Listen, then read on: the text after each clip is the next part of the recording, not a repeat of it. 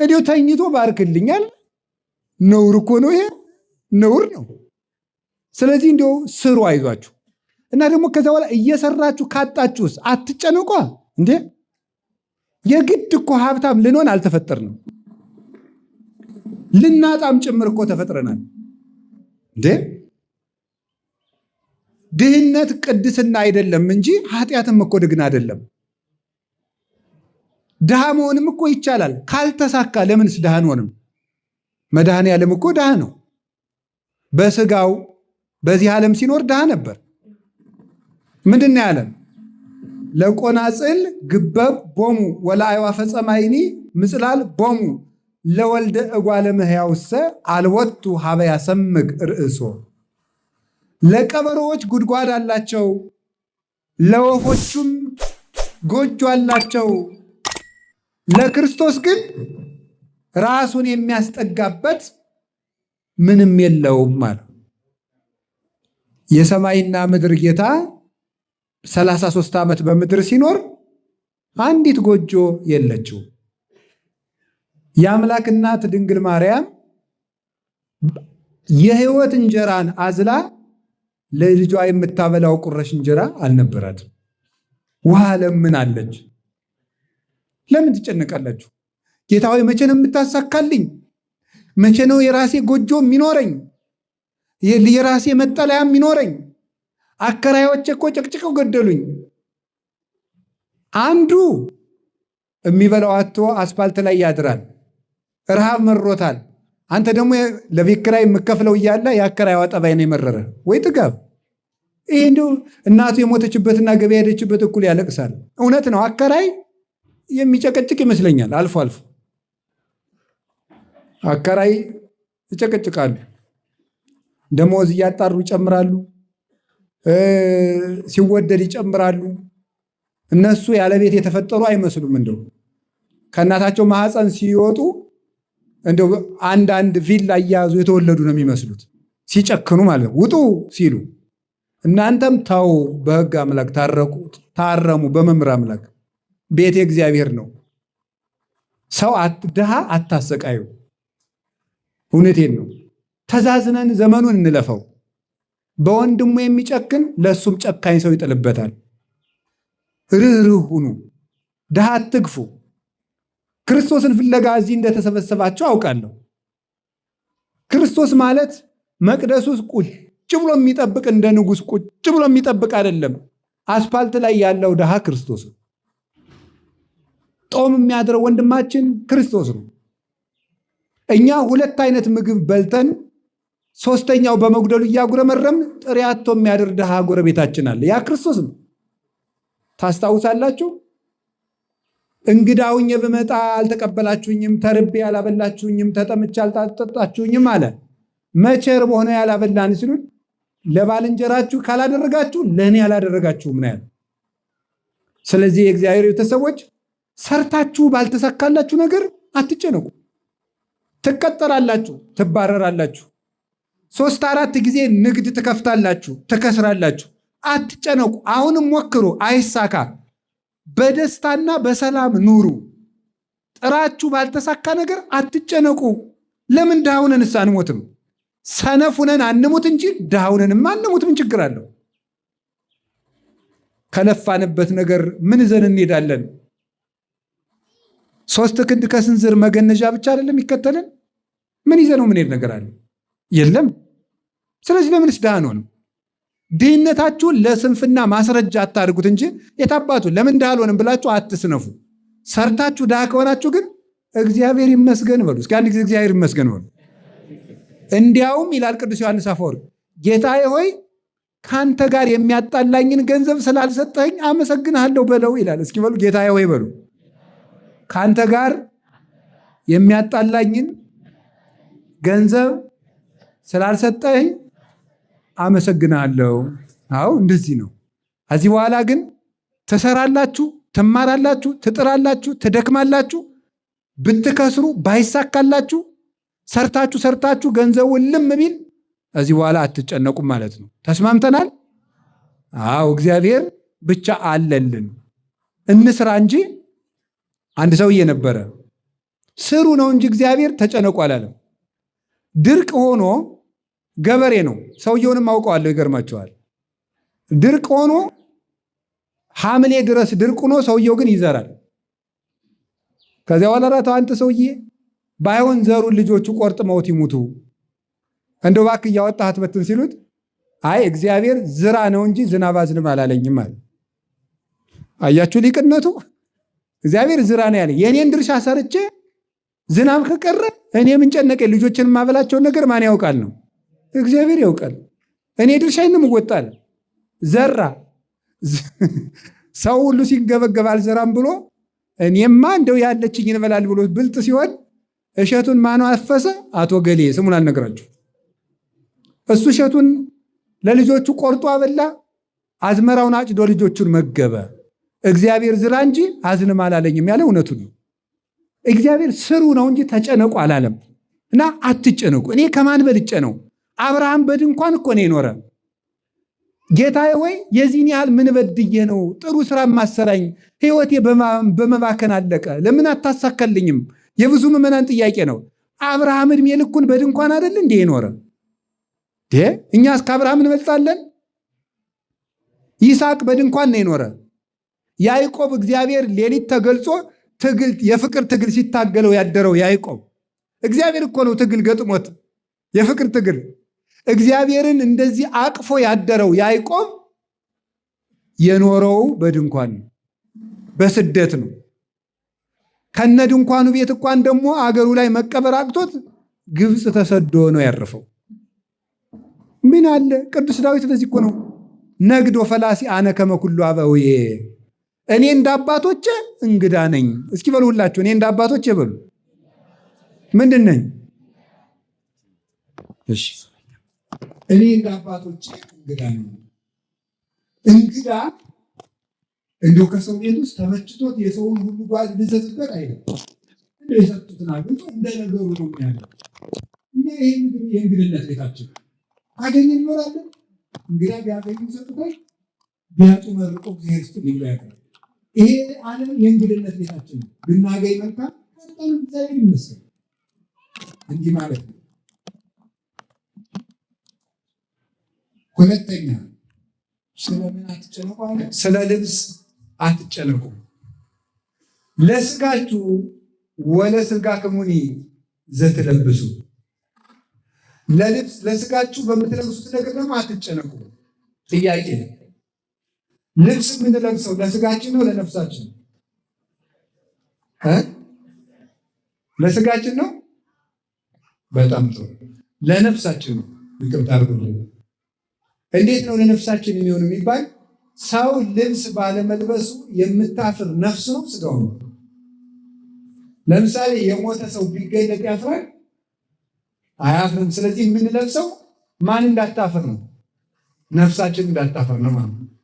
ስጋ ልብስ ግን የስጋ የተባለበት ምክንያት ለብሶት የሚታይ ማን ስለሆነ ነው?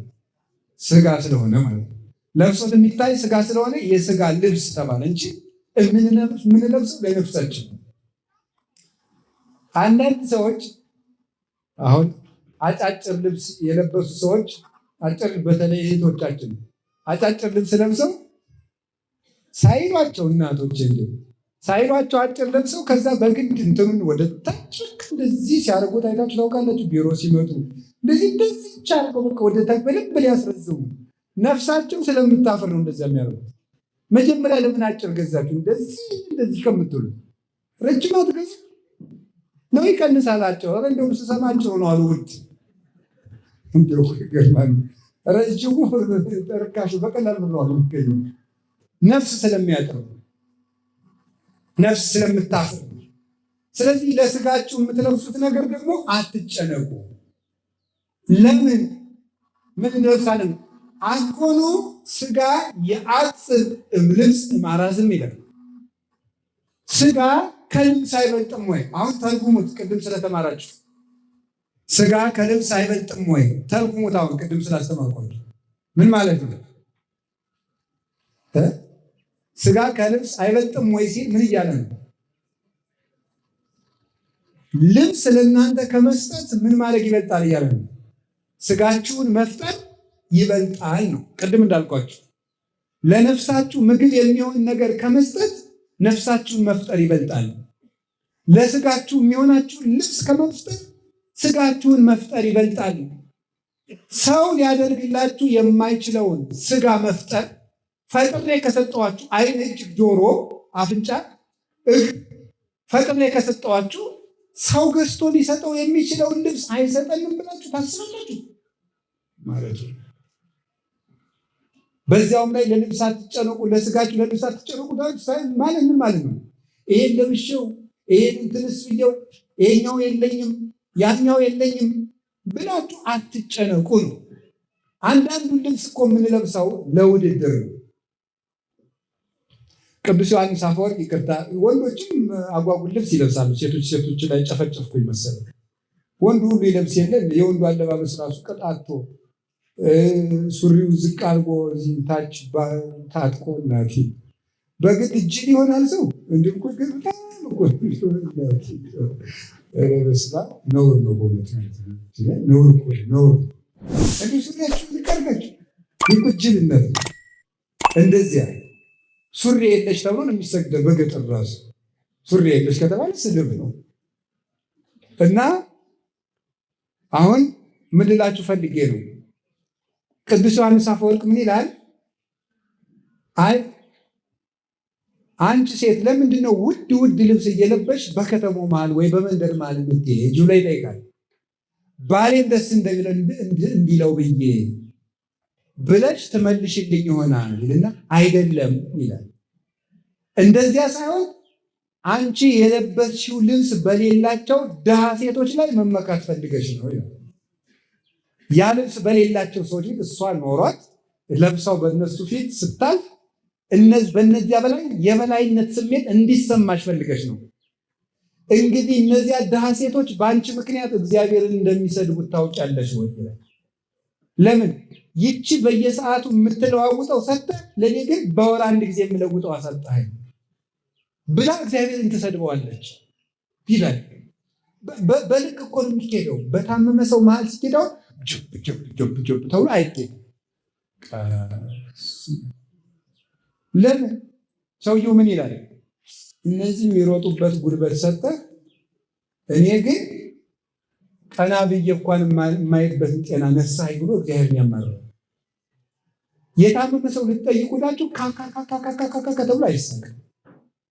የታመመ ልትጠይቁላችሁ ትስቃላችሁ። ምን ይላል?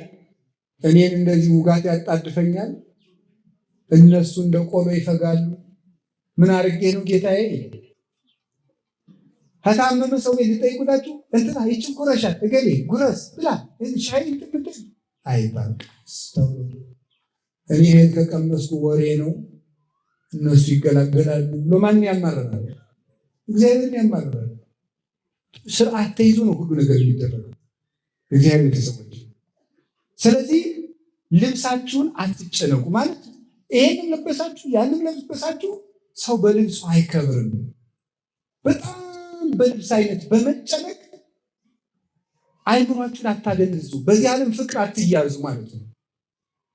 ለልብስ ከመጨነቃችሁ የተነሳ እንዳልኳችሁ ደጋግሜ እንደምናገረው ቀዳዳ ልብስ ፋሽን ሆኖ መምጣቱ ነው። ሰው የመጨረሻ ማበዱን የማይሆን በዚህ የመጨረሻ የተቀደደ ሱሪ ፋሽን ሆኖ ሲሸጥ ይህ ምን ይባላል? የሰው ልጅ ለልብስ ከመጨነቁ የተነሳ። ስለዚህ አጌጣለሁ ብላችሁ በልብስ አትጨነቁ። የሚገባችሁን ያክል ሰውነታችሁ ከተሸፈነ ከሰው ጋር ከዋላችሁ በቃችሁ ማለት ያላችሁን አጥባችሁ በንጽህና በልክ ልበሱ። ሁሉ ዝም ብላችሁ ጎተት ትበሉ አይደለም ያልኩት፣ በስነ ስርዓት ልበሱ። ግን ልብሳችሁ የሚጨምርላችሁ ክብርና ጌትነት የለም። ብዙ ልብስ በመግዛት ደስታን ማግኘት አይገባም፣ አይቻልምም። ለዚህ አትጨነቁ። እንደዚያ ከሆነ ልብስ የት እናገኛለን የምትሉ ከሆነ ምን አለ? ርዩ ጽጌያተ ገዳም ዘከመ ይልህቁ፣ የምድረ በዳ አበቦችን ተመልከቷቸው እስኪ። ማን ነው ያለበሳቸው? አንዱ ቢጫ ልብስ ለብሶ አደራ አበባ ጽጌረዳ ደግሞ ቀይ አበባዋን ይዛ የየራሳቸውን መልከኛ ልብስ ለብሰው አበቦቹ ጀርግድ ሲሉ በተራራው ላይ ማን ነው እንደዚህ ያለው ውበት ያለበሳቸው? ገዝተው እኮ አይደለም የለበሱት፣ ከዚህ ነው ያፈለቁት ከሰውነታቸው። እስቲዋቸው አለ ሰሎሞን ጥቀ በኩሉ ክብሩ ይለብሰ ከመሃሉ ምድሉ።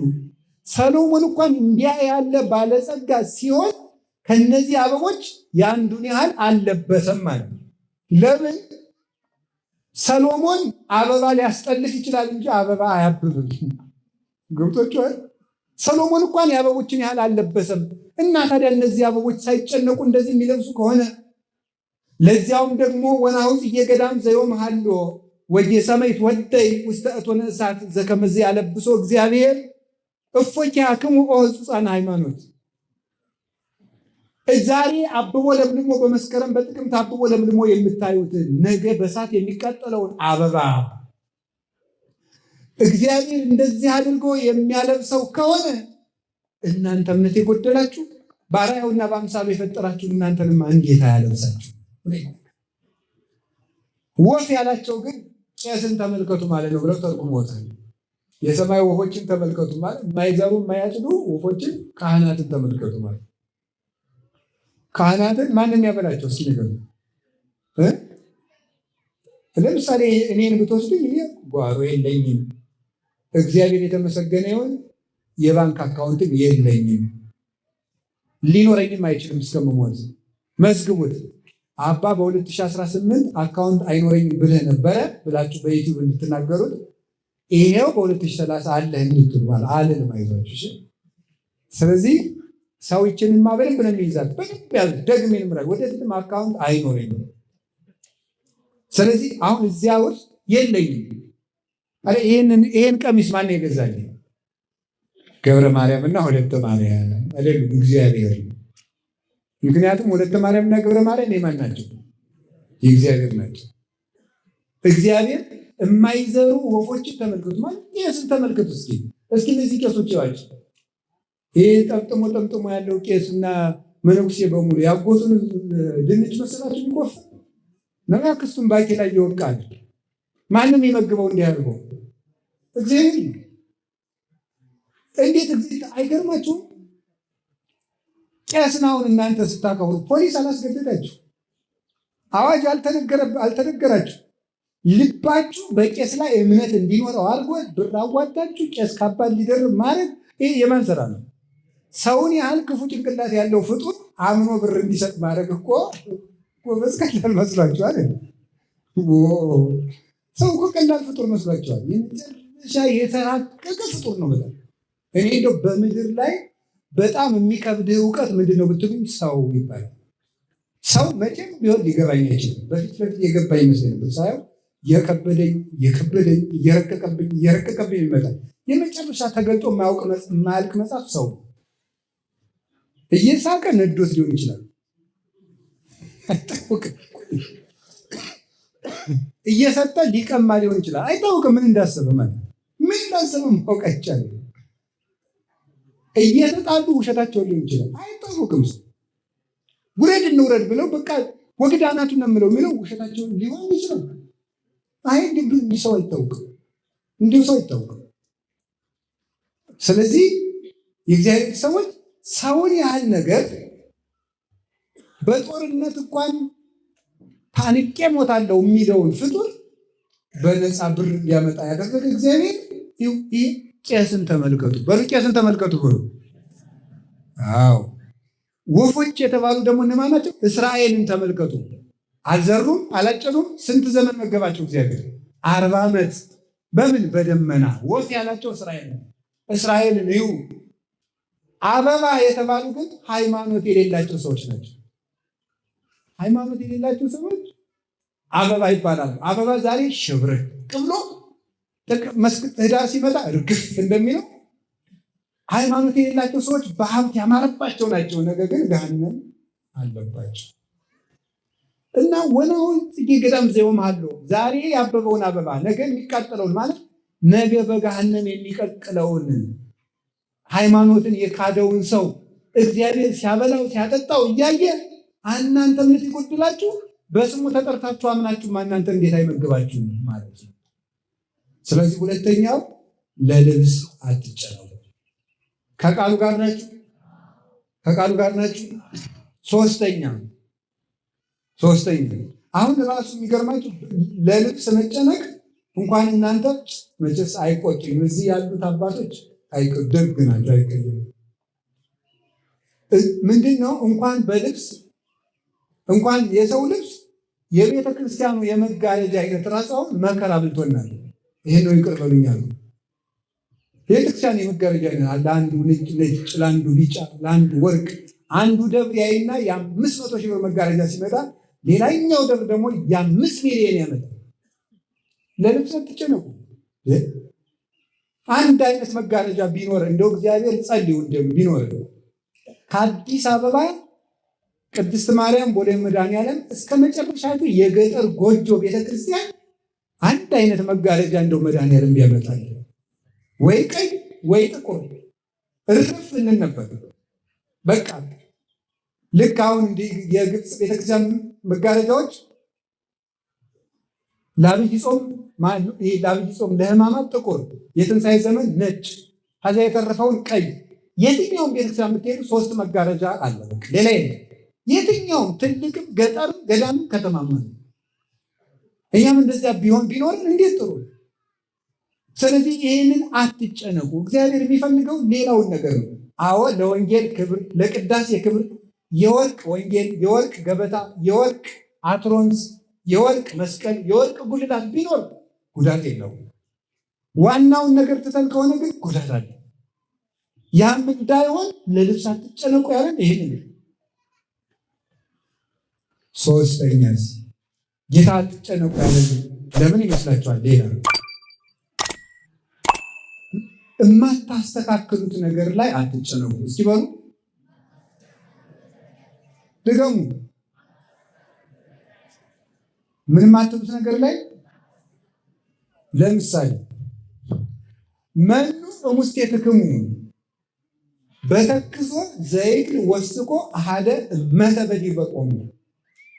ከእናንተ መካከል ተጨንቆ በቁመቱ ላይ 1 ክንድ መጨመር የሚችል ሰው አለ ወይ አለ ጌታ። ነው እንደዚህ ያለው። አይ እንደው ትንሽ 1 ክንድ አሁን የእንትናን ማንም ባለው የዳርዊንን የዝግመተ ለውጥ ቲዎሪ አንዳንዶቻችሁ ታውቁታላችሁ።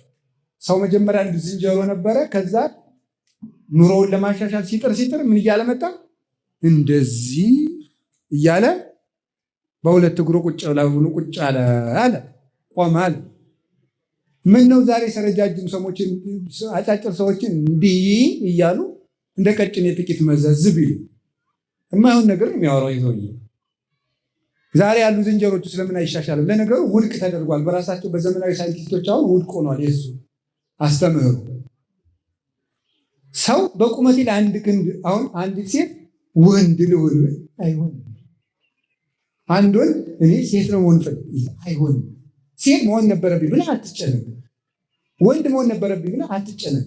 አጭር መሆን ፈልግ ነበር ብለህ አትጨነቅ። ረጅም መሆን ነበረብኝ ብለህ አትጨነቅ።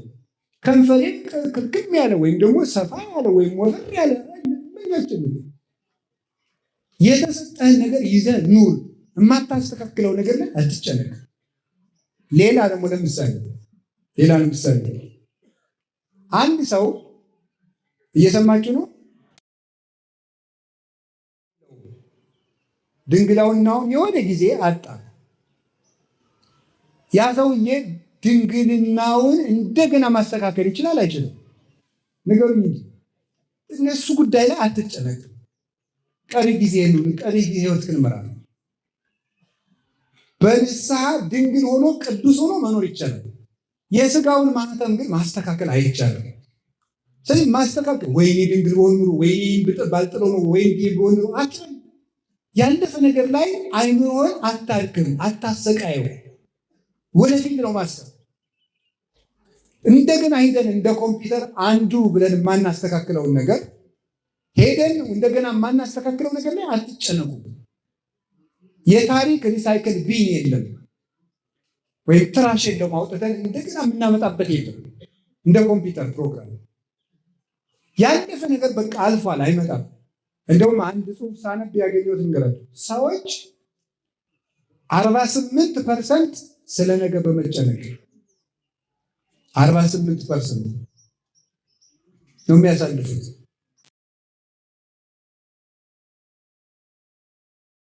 የሚያስቡት 10% ስለ ትናንት ይጨንቃሉ። እንዲህ ባለ ኑሮ እንትና የሚባል ጓደኛ ባይኖረኝ ኑሮ፣ ይሄን የትምህርት መስክ ባልመጣው ኑሮ፣ እንትና የሚባል ሀገር ባልሄዱ ኖሮ፣ እንደዚህ ብዬ ባልናገር ኖሮ፣ ይሄ እንደዚህ ባልከፍት ኖሮ፣ በቃ ኖሮ ሆኗል። ያን ማስተካከል አይቻልም። ባህር ዳር ባልመጣ ኖሮ፣ አዲስ አበባ ባልመጣ ኖሮ፣ ጅማ ባልመጣ ኖሮ፣ መቀሌ ባልመጣ ኖሮ፣ አሜሪካ ባልመጣ ኖሮ፣ እንዲህ ያለ ነገር ባላደርግ ኖሮ ሆኗል። እሱ በቃ ስለሆነ ያንን የሆነ ታሪክ እየመሰስክ አትጨነቁ። ማስተካከል የማትችሉትን ትናንት ላይ አትጨነቁ። ከቃሉ ጋር ናችሁ? ከቃሉ ጋር ናችሁ? እግዚአብሔር ከሁላችን ጋር ይሁን። ማስተካከል የምንችለው ማንን ነው? ዛሬን። እስኪ ዛሬን በሉ። ዛሬን ማስተካከል ይቻላል።